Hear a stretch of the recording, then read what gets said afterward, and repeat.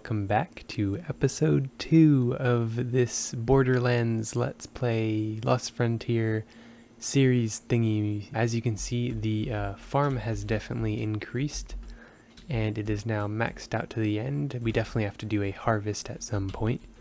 But the biggest thing that has popped up is right here. Atgrey has kindly flattened out this entire area and laid out this outline, because what I did is in creative mode I came up with a concept for a design of a big storage room, and it's going to have these 4 wings, and the cool thing is right over here we have all been chipping in to collect all these materials and put them together, because I have a couple blueprints that I've created. I can give you a quick sneak peek of that. Right here I have all these blueprints. What we're going to do is do some sort of screen recording, so have all of us up in different positions and then start recording, and I'll run around with these blueprints, put some materials in my inventory, place them down, and it's going to be really cool. And if it all works out, it might be a very, very viable strategy for you even in your worlds. It's a little bit more work on the creative side of things, but with that preparation, it's probably going to save you a lot of time in the long run. The limiting factor right now is red dye or red painted wood, because we need a lot of red berry clumps in order to do that. So I'm going to go off and collect a little bit of the red berry clumps. I think it's probably one of the last things we have left. I know there's a patch over in this direction, so I'm just going to go following this area, going in this direction. Berries are quite hard to get at the beginning. I think once we get a bunch of bushes and move them back to our home settlement, collecting berries won't be as bad in the future. But at the beginning, if you need a lot of them, it definitely will be difficult. So if you do see these berry bushes in the wild, don't break the bushes. But sometimes when you're harvesting the berries, you're going to get that bush seed. And what you're going to want to do is bring that seed back to your home and plant it. Make sure you make a nice dedicated space for these berries that you're probably not going to change in the future. Because when you break these bushes, they don't drop the seeds. There's a very low chance that they drop the seeds. I think there's a couple more here. What in the world? That is a weird bug. Let's change to this one. Change back. Oh my goodness. That is pretty cool. I might need to take a screenshot of that. Let me get a good angle on that and then snap a photo and I'll download that. Alright, that's pretty interesting. I don't think I've seen that before. Okay, anyway, where were we?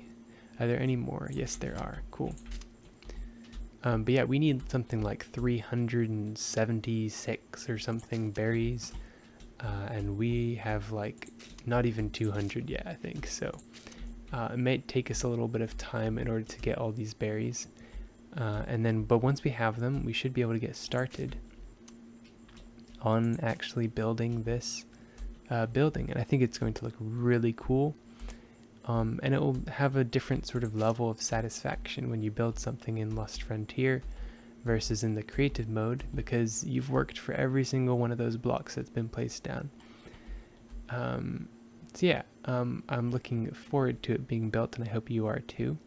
And it will be built by the time this episode is finished, so look forward to that. Hopefully there should be some sort of build time lapse.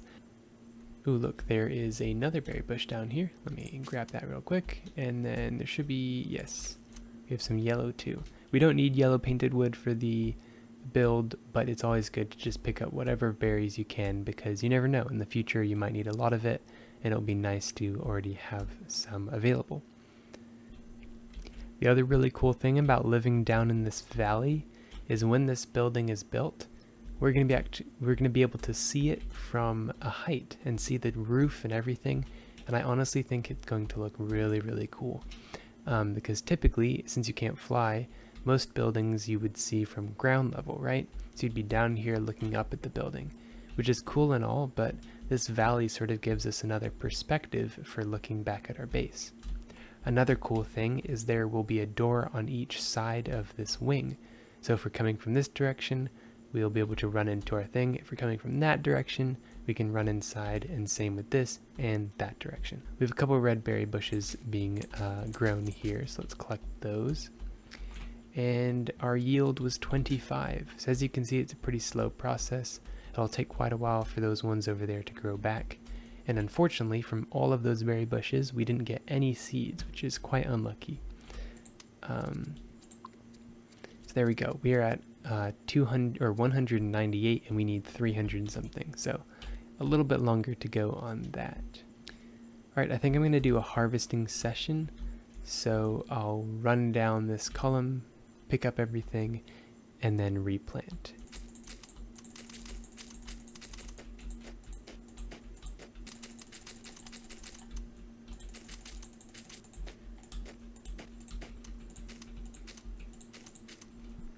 Alright, doing that corn was a little bit difficult because I was sort of in the midst of everything, but anyway, that is now harvested. Tomatoes I'm probably just going to leave because if we look at all these tomato seeds we have, it is kind of ridiculous. I think, can we use this as fuel? No, we can't. Okay, so, so tomato seeds aren't fuel, and I don't know if they can really be used for anything. Hopefully they will have a use in the future though. Well, the next thing I should do is create some sandwiches, I'm thinking. I need to look up how to do that though, because sandwiches are very, very good. We do this in the oven by using roast vegetables and cornbread. Now, how do we get cornbread? That's from flour and corn. Okay. And we can put this in the mill, which is then going to give us a lot more flour. Now it looks like they've already made some roast vegetables. Where was that? Ah, there we go. Yes, 36 roast carrots. So we have plenty of roast vegetables, and we want to combine that with corn. So we have corn as well. We have quite a lot of corn. So once we get this, we can then go into the oven and put in corn and flour. This is going to get us cornbread. Nice. So cornbread can be consumable for 1,600 energy. But if we take this and instead get some more flour, put that in there. Once this oven is done and we've got enough, if we combine this cornbread with the roast carrots and roast tomatoes, we're going to get some really good sandwiches. Okay, so the cornbread has now finished and we can combine it with the roast vegetables that we have here. But these were already made, but I want to show it on camera. So if we grab some carrots and then we go to our campfire over here and put some of those carrots in there, we're then going to get these roast carrots back. These themselves are consumable for 800, but now that we have a couple of those, we can come back here and go to our oven, pop in our cornbread, pop in our roast vegetables, and now we're creating a sandwich. However, that sandwich seems to be 2,800, which is not good enough. I wonder why that is. So I spoke to Satera, and it turns out that we need pungent spice in order to make our sandwiches give us 4,000 energy back. So I just went up to the top of this sort of mountain range, and in these valley areas, you can find these guys, which are pungent spice. So I'll collect these and bring them back, and then we can cook up the sandwich that is much, much better. Now these snow trees are really cool. This is probably one of my favorite biomes up here. I don't know, they just look epic. Alright, let's keep going. Alright, we have made it back. Let me get out the pungent spice here. So now when we go here, I put in the roast tomatoes with the cornbread and got these sandwiches. And then if we put these sandwiches in here, let me take the roast tomatoes out first. Let's put these sandwiches in there, and then if we put in the pungent spices, we're now going to get these sandwiches that are 4,000. So I already made one earlier with some pungent spice that we already had. So if we go here, and you can see we're at 71% right now, and if I eat this, it brought us all the way up to 111%. So this is one of like the best foods in the game currently.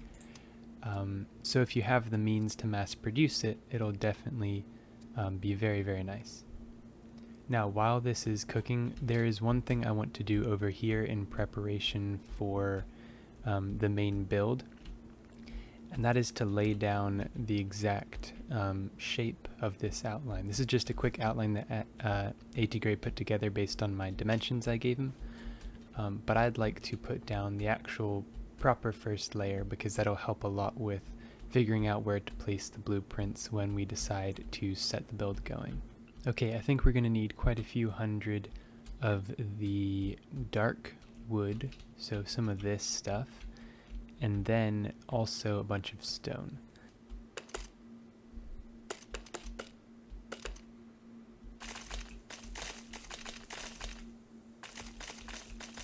I have my phone up beside me that's logged into the test world that has the build in it. So I'm going to be looking at that and using that to help me place down these blocks. I'm going to start in this corner right here and just make my way around. Okay, I believe I've finished the outline here. As you can see, it's no longer a bunch of snow outline blocks. This is a bunch of dark wood and stone. And when we place down our blueprints, that's going to start building on top of this first layer. And the next step for me is going to be putting down blocks that the blueprints will be placed on in order to build this up. So when we go to build it, we can just run around and know exactly where to place down our blueprints in order for this to build properly. Alright, all the leaf blocks have been placed. These ones that are floating in the air and the ones down here.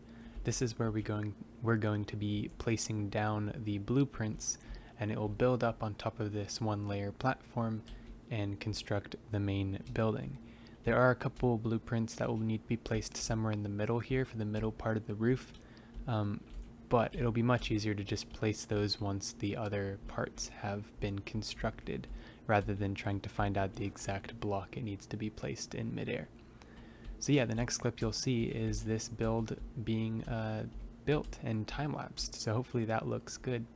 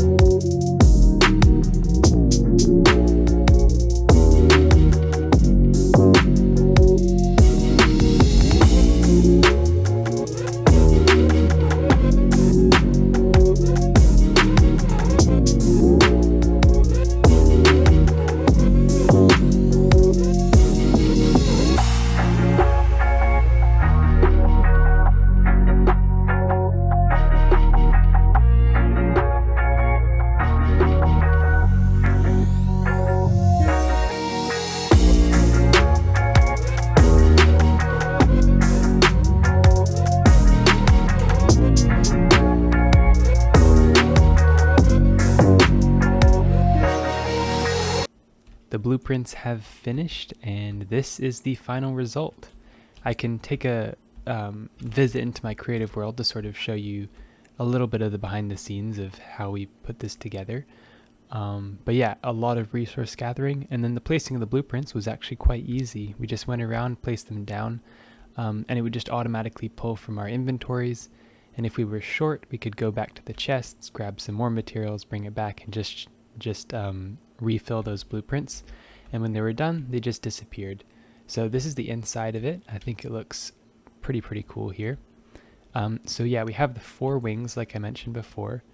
Atgrey has already started setting up this wing. Right here we have storage containers, and then we also have the factories that will be placed here and here. So storage around the back, and then the factory blocks along here. So this, I believe, is going to be focused on wood. So we have wood cutteries as well as paint mixers because of painted wood, right? And yeah, I think we're going to have a couple different sections. So maybe this one would be themed on stone. This one might be farming or something, and we'll figure that out. If we go in this direction, there's a pretty cool view from back here. Yeah, like that. looks really, really cool from far away in the valley like this. One thing I was thinking of helping with, if we're going to have chests that are all around the edges here, we can even put another layer on top. But yeah, if we're going to have all these chests, we want to have them in all the different sections. So we're going to need a lot more of the dark wood blocks. But first I'm going to take a quick trip into my test world. Alright, we're in my test world. I'm sure there's a couple builds here you may or may not recognize, but this is the build that we built in our Lost Frontier world. And the way I went about doing this is I first worked on the design without worrying about the blueprints. And then once I got a finalized design, I just thought about how I would section off the pieces and what would make most sense in terms of stacking. And then once I figured that out, I just rebuilt the section inside of blueprints like so. And then you can just go here, click save, and then you'll be able to access them from your blueprints list. And then these were just 3 more blueprints for the roof as well. I'll put these blueprints in the description. It's a little bit complicated, so you may or may not want to try and build it yourself, but if it makes sense and you want to try it out, you can by all means go for it. But yeah, I'll share these blueprints in the description for you just in case that's something you're interested in. Okie dokie, back into the Borderlands server. Nice. Alright. What was I going to do? Oh yeah, I was going to get more dark oak wood or dark wood things to make more chests. So first I'm going to do a quick calculation to see how much dark wood I might need. There looks to be 20 chests here, and we have 7 more corners available. So that's going to be 20 times 7 is the number of chests we need, which would be what, 140? And then chests are made by 30 darkwood planks. So if we need 140 chests with 30 darkwood planks, that's going to be 4,200 planks. And then 4,200 planks, that's 4 planks for 1 piece of wood. So 4,200 divided by 4 is going to be 1,050. I'll double check my math there with the calculator. And if that's right, then we'll go ahead and collect that. Alright, I believe that was right. 1,050 of the dark wood. I can go up to these, or yeah, I'll come back when I have either that amount or until I've given up, whichever one comes first.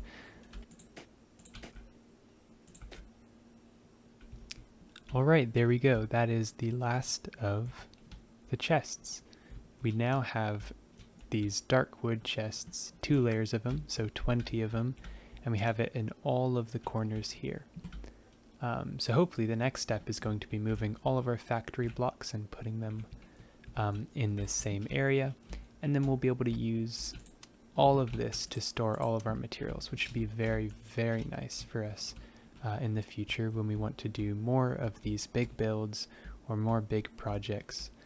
It's just a place to put all of our stuff.